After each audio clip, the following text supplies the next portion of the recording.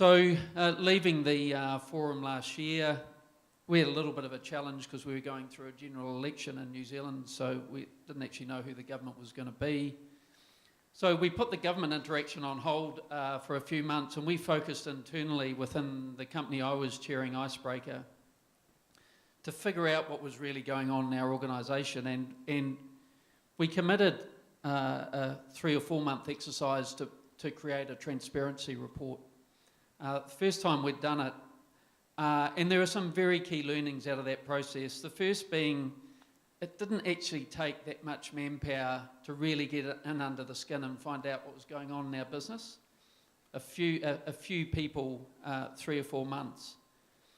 The second was the value of creating that report, as it's been a great tool for building awareness, not just within our organisation, but within our community of influence. Media, suppliers, other businesses in New Zealand are now looking to that transparency report as a case study for what they can do. And it has our whole workforce engaged in understanding this issue of modern slavery within our business. And thirdly, it highlighted to me we had a lot more work to do than what I ever appreciated. We did find a lot of issues that were previously undiscovered. So I commend to any of you to consider that process. In fact, I've got some copies here if anyone wants to grab them and take a look. Only a handful, but we can always provide more. When we did get a new government in New Zealand, which we did have a change of government, it took a while for them to find their feet.